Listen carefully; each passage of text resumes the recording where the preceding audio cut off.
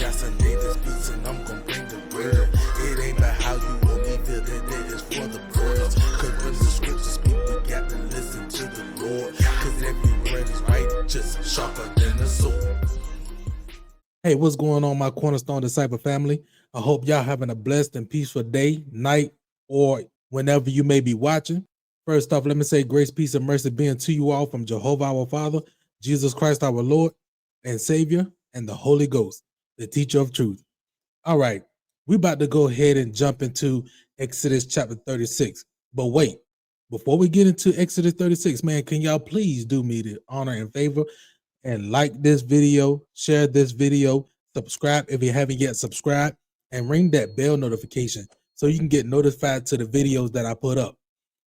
And make sure y'all share this, man, with y'all loved ones, and leave a comment and tell me what y'all think. Interact with me, because you know it's growing. The page is growing, the family is growing a little bit, but we need to get more brothers and sisters in to where we can have discussions, we can do some lives or whatever, and actually discuss the word of the Most High God. But without further ado, we're gonna go ahead and jump into Exodus chapter 36. And we're gonna start off at verse 1, where it says, "Then wrought," which means worked, Bezalel and Aholiab, and every wise-hearted man in whom the Lord put wisdom and understanding to know how to work all manner of work for the service of the sanctuary, according to all that the Lord had commanded. And Moses called Bezalel and Aholiab and every wise-hearted man in whom the Lord had put wisdom, and every one whose heart stirred him up to come unto the work to do it. And they received of Moses all the offering which the children of Israel had brought for work of the service of the sanctuary to make withal. And they brought yet unto him free offerings every morning. So right here, we can see that Aholiab, Bezalel, and then it was even more men, and that was basically was moved to come and do the work for the Most High God. And it said every morning they brought offerings. So every morning it said free offerings. So that means they freely gave from their heart, like offerings to the sanctuary of the Most High God. But this is basically going to show the construction and how they putting together everything which the Lord God had told them to do. But then continuing on, it says, "And all the wise men that worked all the work of the sanctuary came every man from his work which they made. And they spake unto Moses, saying, The people bring much more than enough for the service of the work which the Lord commanded to make. And Moses gave commandment, and they caused it to be proclaimed throughout the camp, saying, Let neither man nor woman make any more work for the offering of the sanctuary. So the people were restrained from bringing, for the stuff they had was sufficient for all the work to make it, and too much." So this is how you know when the Holy Ghost, and when it moves you to do something, and when you are on the, seeking after God and to please him, because the people had brought so much that it was too much. So they had to restrain, they had to tell them, like, look, stop bringing stuff, man, because we got enough right now. Like, they was freely given from the heart. It was a joyous to them. And it was both men and women that was doing this because they wanted to please God in a sense. So they would every morning they was disciplined and moved to bring, like they was making stuff themselves, and they was bringing it for the sanctuary. They was bringing it for the Most High. And I wish it was like that today, man. I wish the children of God would actually come together and help one another, and actually, instead of the church house, I mean, because in all realness, like I tell anybody, the church house is just a building. That's what it is. The church of God is the people. That's the reason why Jesus, I'm going to put the scripture right here where Jesus said, he said, whatsoever you do unto the least of these, you done also unto me. So that's to your, and he talking about to your brethren. He ain't talking about now. I know people are like, well, you got to give to the poor and now all that all the time. Now, yes, you should help people. You should be, have a moral concept to help people, but you also got to be have discernment to know, okay, these people, they really not trying to do better in life. They just want your money. And these people, they just trying to panhandle to take your money and go back to their mansion or something. You got to have a discernment as well to know when to give. But predominantly, Jesus was talking about giving to your brethren and going to see about your brethren. That means people that are servants of Jesus Christ. So I wish we was like that today, to where we can have like a community of people. That's the reason why, like right now, like the name of my YouTube page is the Cornerstone Disciple. That's the reason why I made that, because I want us to, like, disciples of Jesus Christ. Don't even call yourself Christian, because even when people are like, well, Christian, that means you're a disciple. Why not just call yourself disciples then? True disciples of Jesus Christ. That's the reason why I changed the name, the Cornerstone Disciples, because it's a family that we could come together and we could actually, hey, one day maybe it gets so big that maybe one day we just come together and have our own little land and our own plot, to where just brothers and sisters of Christ Jesus coming together and living amongst one another, like how Abraham and them did back in the day. Like let's try to go back to like how it was then, where it was truly a community and truly a village of people that help one another. But anyway, they were so moved and was so, happy to do the work of God, that they, like, the brethren, they were like, man, hey, tell them to stop bringing stuff, man. We got enough right now. It's enough to do what we got to do.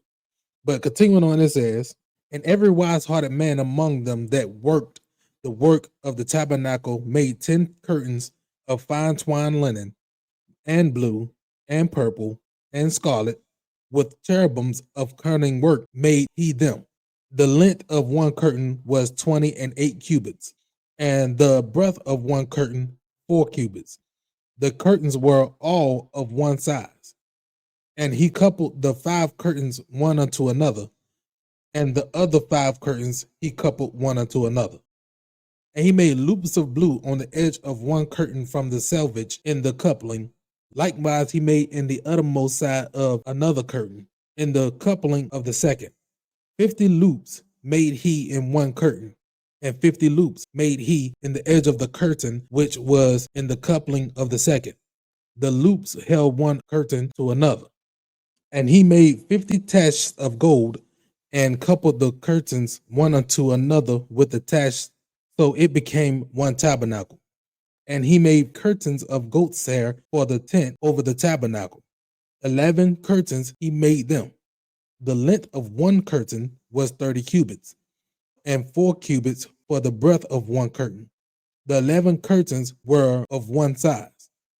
And he coupled 5 curtains by themselves, and 6 curtains by themselves.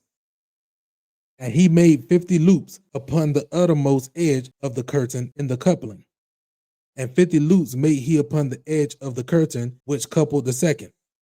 And he made 50 tasks of brass to couple the tents together, that it might be one.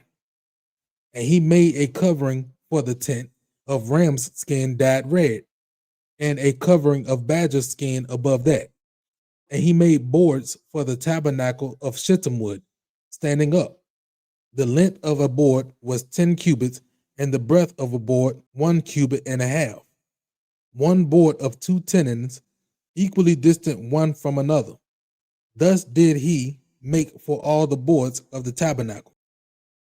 He made boards for the tabernacle, 20 boards for the south sideward, and 40 sockets of silver he made under 20 boards. 2 sockets under one board for his 2 tenons, and 2 sockets under another board for his 2 tenons. And for the other side of the tabernacle, which is the north corner, he made 20 boards. And there 40 sockets of silver, 2 sockets under one board, and 2 sockets under another board. And for the sides of the tabernacle westward, he made 6 boards. And 2 boards he made for the corners of the tabernacle and the 2 sides. And they were coupled beneath, and coupled together at the head thereof to one ring. Thus he did to both of them in both the corners. And there were 8 boards, and their sockets were 16 sockets of silver, under every board 2 sockets. And he made bars of shittim wood, 5 for the boards of the one side of the tabernacle, and 5 bars for the boards of the other side of the tabernacle, and 5 bars for the boards of the tabernacle for the side westward. And he made the middle bar to shoot through the boards from the one end to the other. And he overlaid the boards with gold, and made their rings of gold to be placed for the bars, and overlaid the bars with gold. And he made a veil of blue, and purple, and scarlet, and fine twined linen. With cherubims made he it of cunning work. And he made thereunto 4 pillars of shittim wood, and overlaid them with gold. Their hooks were of gold, and he cast for them 4 sockets of silver. And he made an hanging for the tabernacle door of blue, and purple, and scarlet, and fine twined linen, of needlework, and the 5 pillars of it with their hooks. And he overlaid their chapiters and their fillets with gold, but their 5 sockets were of brass.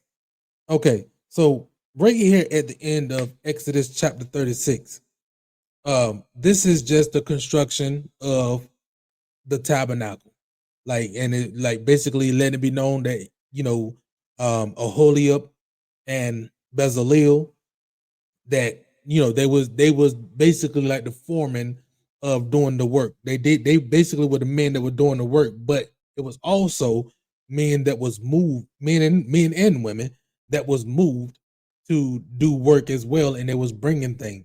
But as you can see, that when the Holy Ghost comes upon you and he moves you to do something, man, you do it, and you stay with it. You stay with it and you keep going about it. That's the reason why when it comes down to reading the word of God, when you start reading it and the Holy Ghost starts showing you what it's truly saying by way you sticking to what the scriptures are saying, not leaning to your own understanding, you stay with it, you stick to it, and it will start being in your mind to where you start quoting scriptures just out of nowhere. But anyway, that's the end of Exodus chapter 36. And if y'all like this, man, please make sure y'all like, share, subscribe, ring that bell notification so you can get notified to the videos that I put up. Anyway, I'm gonna say grace, peace, and mercy be unto you. I love you all. Peace. This is Yahson David Speaks, and I'm gonna bring the word. It ain't about how you want me feel, that it is for the birds. Cause when the scriptures speak, we got to listen to the Lord. Cause every word is right, just sharper than a sword.